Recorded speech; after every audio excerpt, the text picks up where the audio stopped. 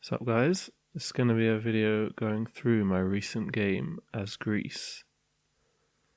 It's on Communitas map, epic game pace, Deity, and yeah, let's get into it. May the blessings of the gods be upon you, O great King Alexander. You are the ruler of the mighty Greek nation. Your people lived for so many years in isolated city-states, legendary cities such as Athens, Sparta, Thebes, where they gave the world many great things such as democracy, philosophy, tragedy, art, and architecture, the very foundations of Western civilization. Although few in number and often hostile to each other, in the 5th century BC, they were able to defeat their much larger neighbor, Persia, on land and sea. Alexander, your people stand ready to march to war, to spread the great Greek culture to millions and to bring you everlasting glory. Are you ready to accept your destiny, King Alexander? Will you lead your people to triumph and greatness? Can you build a civilization that will stand the test of time? So this was the starting location. Had some tundra and Arctic to the north, and we weren't coastal, and also not very much food, so not great in those respects. But we did have decent production, and jade is actually quite a nice resource to have as your main one. It's got a decent monopoly and quarries are quite nice. So not amazing, but not terrible start. We moved one to the south to get onto the river for a little bit more food, and also get a little bit less of the whole tundra Arctic action. But yeah, pretty much only plains and hills, so still was never going to be a whole lot of food around there. And then we went exploring, and after not long we found Malacca, and then Mount Kalash, which gives quite a lot of faith, so quite useful for getting an early religion. Next thing we met Polynesia, came from somewhere to the west, but could really be anywhere because he can go ocean straight away. We went down and found him a little bit to the south, stole one of his workers obviously, and then did a little bit of pillaging and sent the worker back to the capital, where we had been building Stonehenge to get our pantheon. It was maybe not necessary, but we did it anyway. Now the choice for pantheon was really mainly between goddess of nature or goddess of beauty. We did go tradition, so goddess of beauty is obviously nice with tradition for getting the great people early, but we had a lot of mountains around and we also had the natural wonder, so in the end I thought nature made more sense, as it gives food as well, which we really needed, and you know, the instant culture. So we went with that. Now, next thing to do was build a settler and go and settle Sparta next to Mount Kalash for the 9 faith and 2 culture. Pretty good. Not a moment too soon, as Tonga was settled a couple of turns later just to the south, and we even managed to get the horse before they did. Next thing we built was Mausoleum. Obviously we wanted to go construction to get quarries, and we wanted a stonework anyway, so it makes a lot of sense, and it's good with a tradition capital, so that was good to get.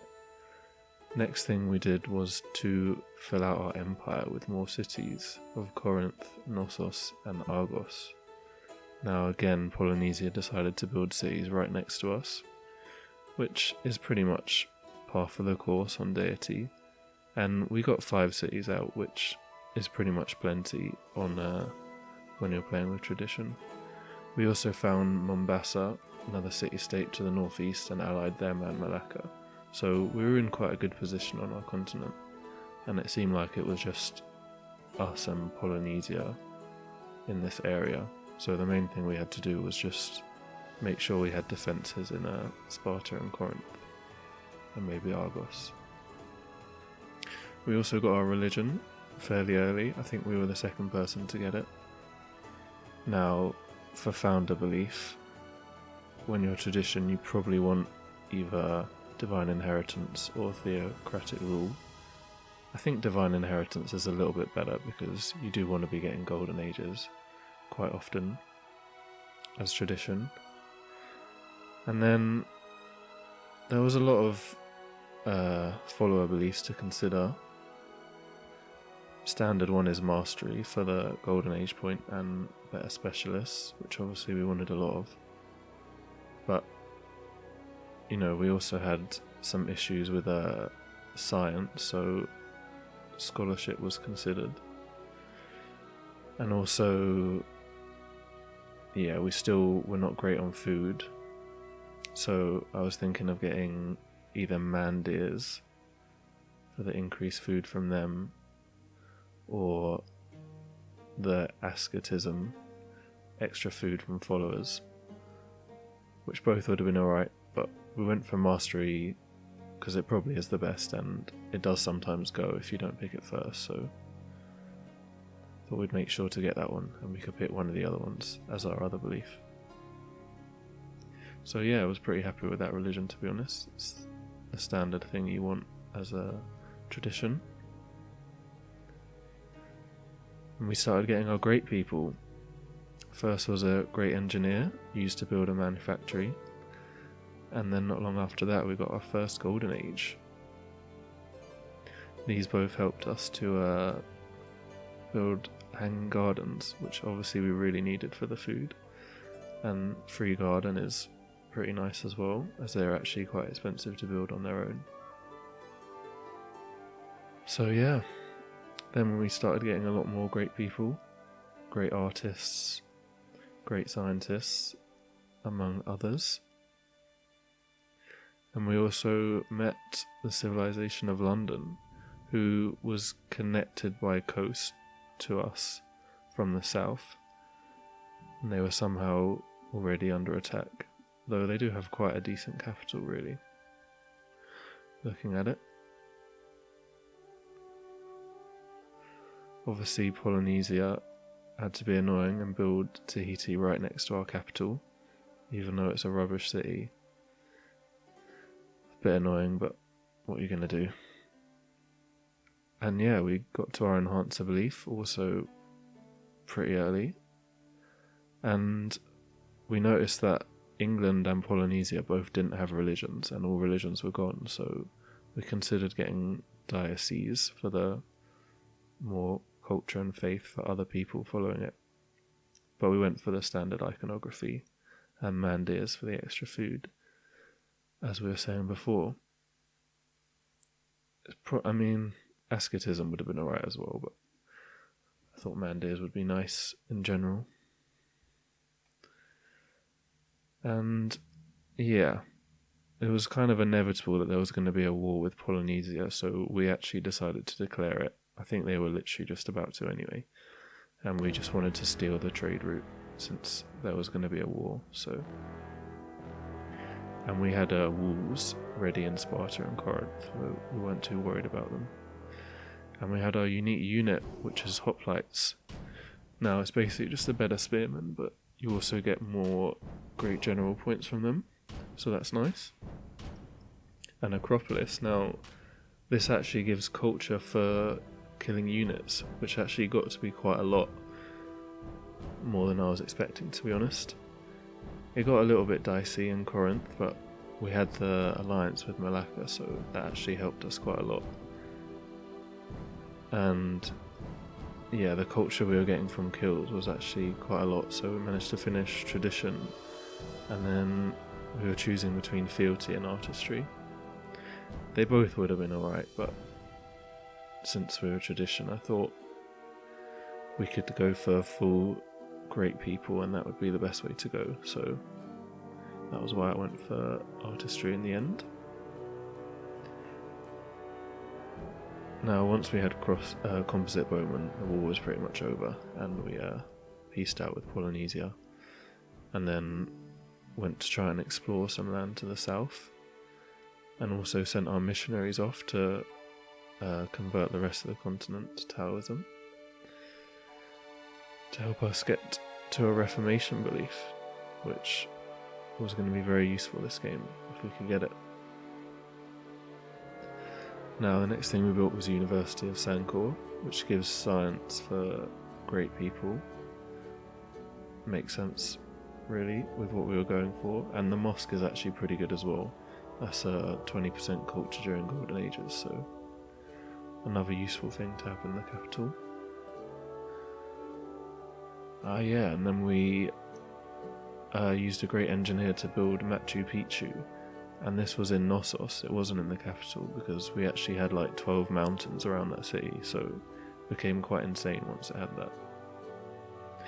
And while we were exploring south, we met another civilization of Indonesia, who also had no religion, and he was pretty much next to England, so also connected to us, and he seemed to be doing the best out of the others. And not long after that, he actually conquered England's capital pretty early on in the game, so England was already out at this point, and I think became a vassal after that for the rest of the game. So Indonesia was in quite a good position, really. And yeah, since there were no other religions, in our area, we got the Reformation belief quite easily. Went for knowledge through devotion. There's some other nice ones, but since we had all the great person improvements, science and faith from them, it's definitely nice. And after that, we decided to use a great general to steal the embassy off Malacca, as this actually gave us some pretty nice yields to work in Corinth. This did actually annoy Polynesia because we stole a bit of his land as well, so he declared a war, but we already had castles and crossbows, so we were never really in too much danger here from Polynesia. And then we met Babylon, who came via a boat from somewhere far away.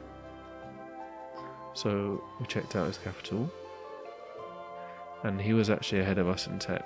I think he was the one that got great library and some other wonders like Parthenon that we wanted. And he was also going artistry, so that was a little bit annoying, but it was nice to start meeting the other civs and seeing who we were up against. And not long after that, he actually introduced us to all the rest of them at the World Congress that he was hosting. So we had Assyria off to the east, looking alright. Siam off again to the east, also looking okay. And Japan, who was actually top at the time, had built quite a lot of wonders and really had quite a lot of tradition. Culture, sorry. Because he had gone tradition. And he had a monopoly on silver, which also gives culture. They all actually had their own religions as well, so they were all in quite a decent spot. And yeah, so next we built the Leaning Tower of Pisa. Again, more great people, and we actually chose a great artist from this. And we chose quite a few great artists throughout the game to give us more culture and tourism from the artwork. And yeah, during the war we actually took Tahiti without too much difficulty. Didn't really want it, but also didn't want an annoying city right next to us, just making units during the wars that we were having with Polynesia. So we took that off him, and then used the culture we were getting from killing units to finish off artistry. And then we had a choice between an industry and rationalism. Now, I do like both of them, to be honest. I think I went for rationalism just because we didn't have a great trade route situation, because we weren't coastal and we didn't really have a good corporation to build, I didn't think. So obviously rationalism is good anyway, just to have more science and food, but industry is nice as well. Then we built Uffizi, more great artists and culture. And then there was the Treasure Fleet world project, which we didn't go for because we didn't have coast in our capital at least, and we weren't really planning to like build a lot of boats, so it wasn't worth it for us. And then, yeah, our civilization was looking pretty good, to be honest, and we actually entered a golden age in 1400 AD, which it turned out would last for the rest of history. So that was quite nice for us. Then we built Porcelain Tower. Again, more science. And then next we built Louvre, and we'd reached archaeology, so we started getting our archaeologists and sending them off around the world to try and find stuff to put in our museums and get us more culture and tourism. Pretty much decided we wanted to go for a tourism victory at this point, since we had a lot of great works and yeah, just generally a lot of culture going for us, and we were the first to get archaeology, so we could get quite a lot of artifacts. Now, we tried to get world religion through World Congress, but even though half the world was following it, it could not get through as we didn't have enough votes. But we did get voted as host, pretty much unanimously, which I really wasn't expecting, but apparently people liked us. And yeah, we'd reached industrial era, so we built Slater Mill in the capital for more production, and then Eiffel Tower, which reduces culture cost of policies. This meant we were able to finish off rationalism as well quite quickly and get onto our ideology. Now, it was between order and freedom, really. But since we were going for the tourism victory, we went for freedom. And yeah, I think again, with the corporation situation, I didn't really like the one that we were getting, and so it wouldn't have really made sense with order as much as freedom. And yeah, then we sold Tahiti back to Polynesia, since it was kind of useless anyway, and we wanted the money to use to industrialize our empire. As we were now into the modern era, we wanted coal refineries and factories everywhere. So after doing that, the next thing we built was Empire State Building. Another free great person. I think we chose a musician this time. And then Statue of Liberty. Even more free policies, and another one from the World's Fair project, which we will also top in. Again, a lot more culture, so helped us get through the policies quicker. Now, Polynesia declared war again, but we weren't really at any risk, and we actually took Tahiti off him again during the war and got another great general, which we took another embassy using. So Corinth definitely had some nice yields for it there. Next we built Brandenburg Gate. I think we wanted another great general, really, to steal another bit of land. And got our corporation, which basically gives science and production, but not a huge amount really. Yeah, and then we won the International Games project, which meant we got the Olympic Village in our capital, increased our tourism quite a lot, and it just increases tourism in general for a while, so that was useful for trying to get tourism up. And we built all the tourism buildings in our empire and then started getting great musicians to send them out to other empires, such as Japan. And this actually got us fairly close to the culture victory, but Japan had a lot of culture, so it was quite hard to get there.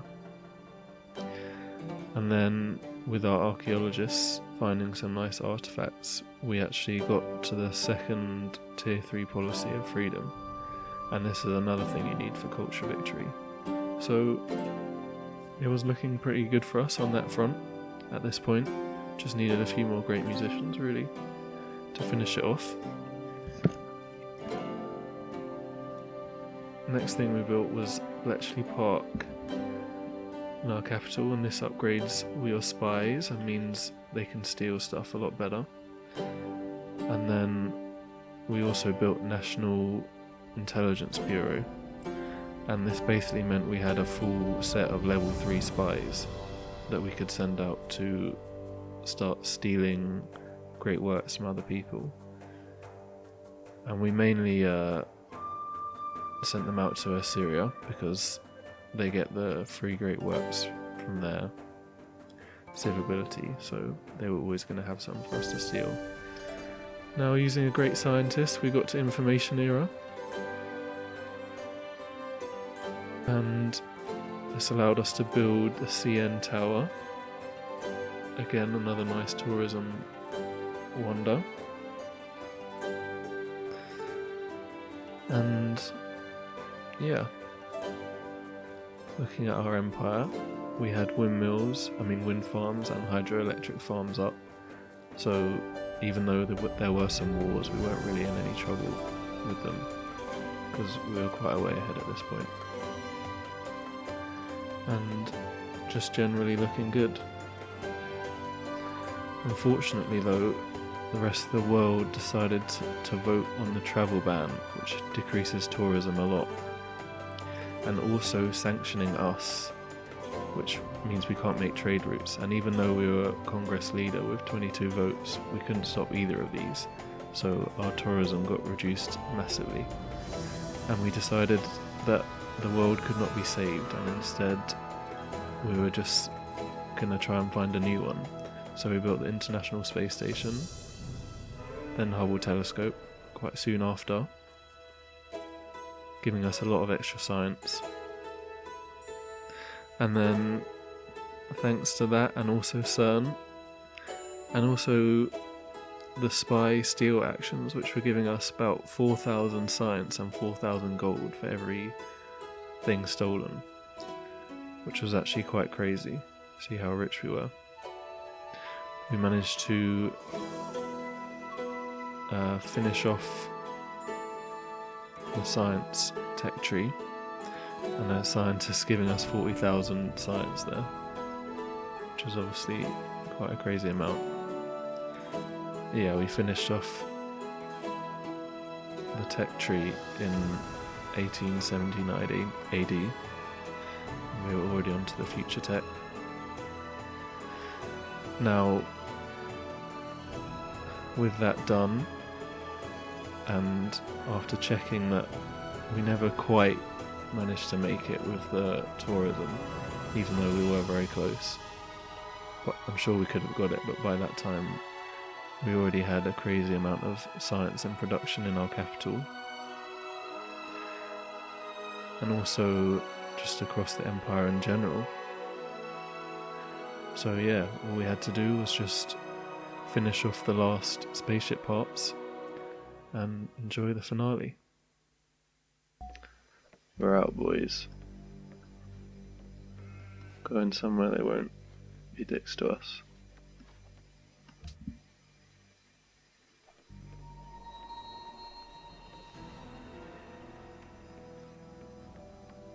Whoa. You have achieved victory through mastery of science. You Well, have conquered the mysteries of nature and led your people on a voyage to a brave new world. Your triumph will be remembered as long as the stars burn in the night sky. alright guys, thanks for watching. Something a bit different there. Let me know what you thought of it in the comments. And yeah, if anyone, I don't know what you were doing, but you somehow missed the Greece series, I would not watch it because, I don't know, the audio was pretty bad, to be honest. And generally a lot of it was just me waiting around for turns to end because I didn't know how to cut videos. So yeah, But do check out my new series, which is Denmark, and it's actually getting to quite an interesting bit where we got berserkers and we're getting ready to send them out to the world. So yeah, see you there.